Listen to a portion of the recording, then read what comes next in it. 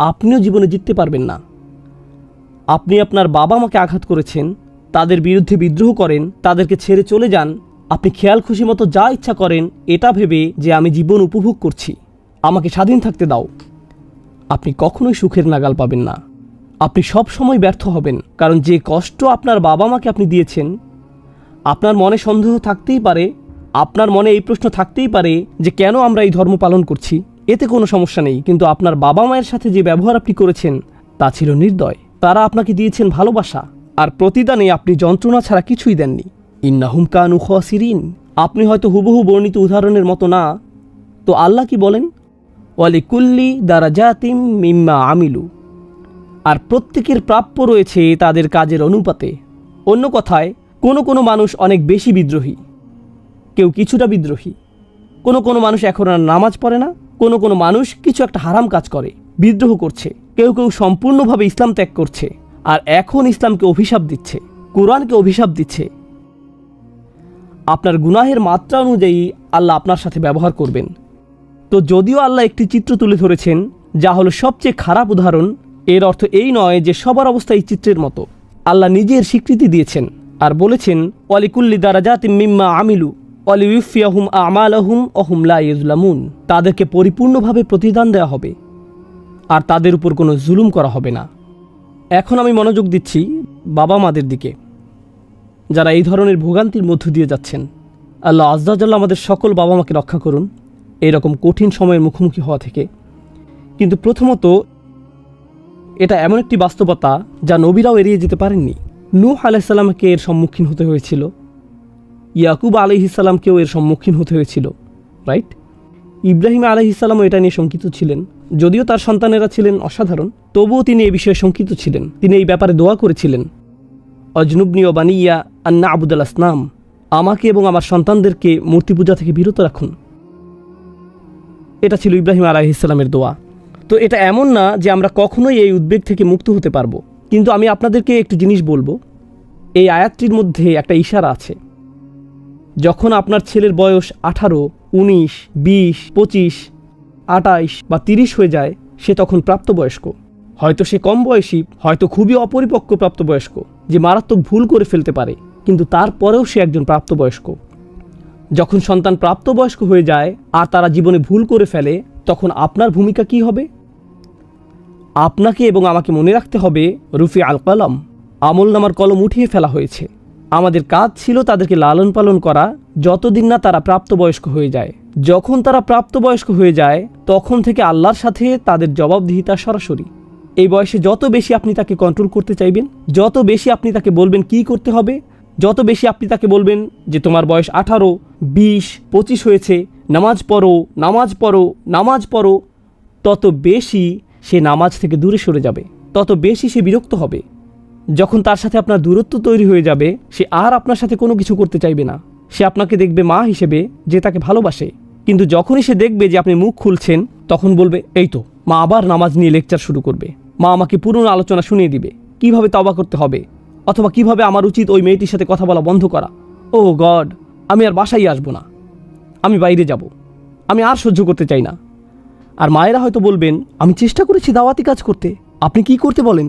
আমার সন্তানকে ভালো কথা বলবো না, তাদেরকে ভালো করার চেষ্টা করব না? আসলে আপনি যেভাবে এটা করছেন, সেটা অবস্থাকে আরও খারাপ করছে। বুঝার চেষ্টা করুন। বিশেষত আপনার সন্তান যখন বড় হয়ে যায়, তখন তার সাথে আপনার দুই ধরনের সম্পর্ক থাকে। একটি হলো আধ্যাত্মিক সম্পর্ক, যার মাধ্যমে আপনি তাকে উপদেশ দেন, নসিহা, পরামর্শ, এটি হলো আধ্যাত্মিক সম্পর্ক। আরেকটি হলো ইমোশনাল সম্পর্ক।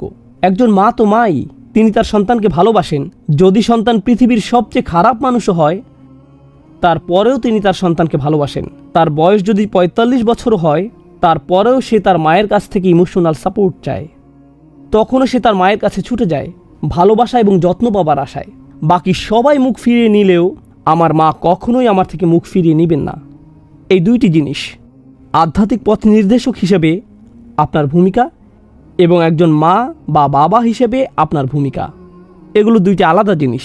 আর কখনো কখনো যখন আমাদের সন্তানেরা বিদ্রোহ করে এবং আল্লাহর থেকে দূরে সরে যায়, তখন তারা চায় না যে আপনি দ্বীনের দাওয়াত দেন, তারা চায় না যে আপনি তাদেরকে আধ্যাত্মিক পরামর্শ দেন, তারা চায় যে এই অবস্থায় আপনি শুধু মা হিসেবেই থাকেন।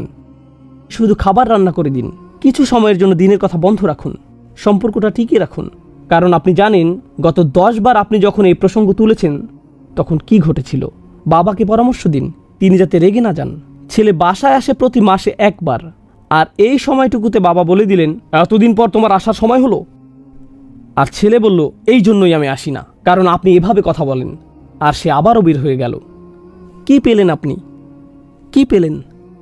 এই জন্যই আপনি বুঝতে পারবেন যখন ইয়াকুব আলাইহিসসালামের কাছে রক্ত মিশ্রিত জামা নিয়ে আসা হলো, আর তিনি জানতেন যে তার সন্তানেরা মিথ্যা বলছে, তিনি এটা জানতেন। তিনি বুঝতে পেরেছিলেন যে এই মুহূর্তে আমি কিছুই করতে পারবো না।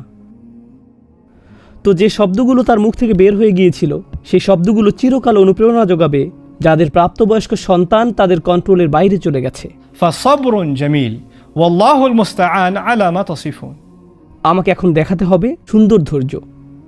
প্রসঙ্গত কুৎসিত ধৈর্য বলেও একটা বিষয় আছে, কিন্তু তিনি দেখিয়েছিলেন সুন্দর ধৈর্য। তিনি মুখের হাসি ধরে রেখেছিলেন। কমপক্ষে সম্পর্কের ইমোশনাল দিকটি রক্ষা করে চলুন। কেমন আছো বাবা? ঠিকমতো খাওয়া দাওয়া করেছো তো? সব কিছু ঠিক আছে নাকি? দিনের প্রসঙ্গ আনবেন না, শুধু সম্পর্ক রক্ষা করে চলুন। কেন? আমি এটা কেন বলছি? কারণ শয়তান সেই নির্বোধ ছেলে বা মেয়েটির কাছে আসবে আর বলবে, তোমার বাবা মা তোমাকে ঘৃণা করে, তারা সব সময় তোমার সমালোচনা করে, তারা সব সময় তোমার দোষ ধরে, লেকচার দিতে থাকে। তাদের কথা ভুলে যাও, তারা তোমাকে ভালোবাসে না।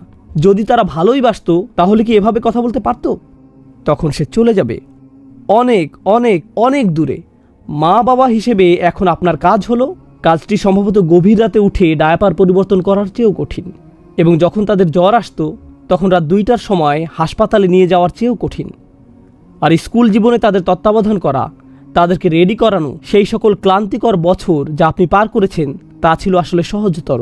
আপনাকে এখন যা করতে বলা হবে তা অনেক বেশি কঠিন, আর তা হলো সুন্দর ধৈর্যের দৃষ্টান্ত স্থাপন করা, আর তাদেরকে উপদেশ দেওয়ার জন্য আপনি ছাড়া আর অন্য কোনো উৎস খুঁজে বের করা। হতে পারে অন্য কোনো ব্যক্তির উচিত তাদের সাথে কথা বলা।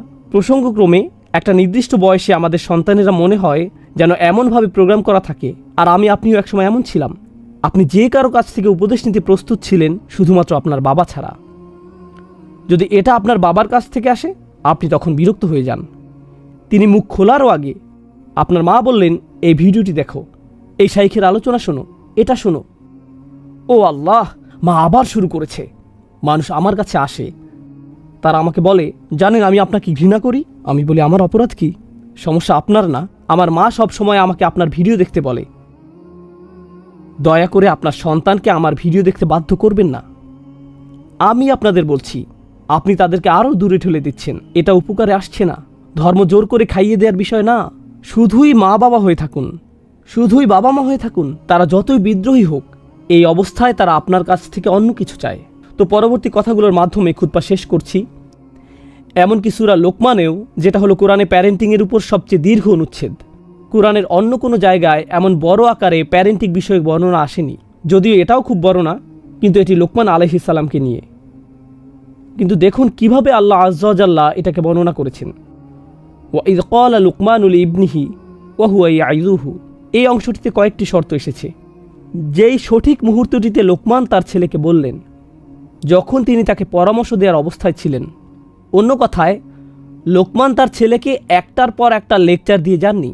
তিনি সঠিক সময়, সঠিক সুযোগ বেছে নিয়েছিলেন। তিনি চিন্তা করে কৌশলগত সুযোগ বের করেছেন। ইয়া বুনাইয়া লা তুশরিক বিল্লাহ, ও আমার সন্তান, আল্লাহর সাথে কাউকে শরিক করো না। তিনি তার সন্তানের উদ্দেশ্যে প্রতিনিয়ত এই লেকচার ছুড়ে দেননি। এখানে আসলে একটি হালিয়া এসেছে, ওয়া হুয়া ইয়াইযুহু, যা ইঙ্গিত করছে যে তিনি ছিলেন খুবই সুকৌশলী। যদি সুযোগ এসে যায় তাহলে ভালো, যদি না আসে তাহলে সময় নিন, ধৈর্য ধরুন। এখানে যারা বাবা মা আছেন তারা ইতিমধ্যে জানেন, ইতিমধ্যে আপনি অনেক উত্তপ্ত তর্ক বিতর্ক প্রত্যক্ষ করেছেন, অথবা চিৎকার চেঁচামেচি করে সজোরে দরজা লাগিয়ে বাইরে চলে গেছে।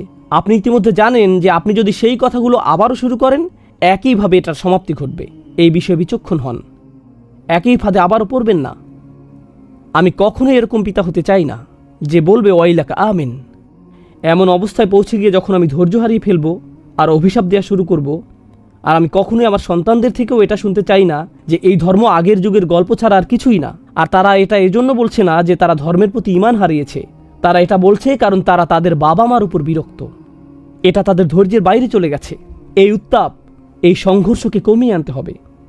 আল্লাহ আজ্জা ওয়া জাল্লা আমাদেরকে আরও বিচক্ষণ বাবা মা এবং আরও অনুগত সন্তান হওয়ার তৌফিক দান করুন। আল্লাহ আজ্জা ওয়া জাল্লা বাবা মা এবং সন্তান উভয়ের হৃদয়ে আল্লাহর দ্বীনের প্রতি কোমলতা দান করুন। আর আল্লাহ আজ্জা ওয়া জাল্লা সেই সকল পরিবারের ভোগান্তিকে সহজ করে দিন যারা সন্তান নিয়ে সমস্যায় আছে। আর আল্লাহ আজ্জা ওয়া জাল্লা তাদেরকে সেই অনুভূতি এবং হেদায়েত দান করুন যাতে তারা ফিরে আসতে পারে এবং তওবা করতে পারে। বারাকাল্লাহু লি ওয়া লাকুম ফিল কুরআনিল হাকিম ওয়া নাফা'নি ওয়া ইয়্যাকুম বিল আয়াতি ওয়াজ যিকরিল হাকিম।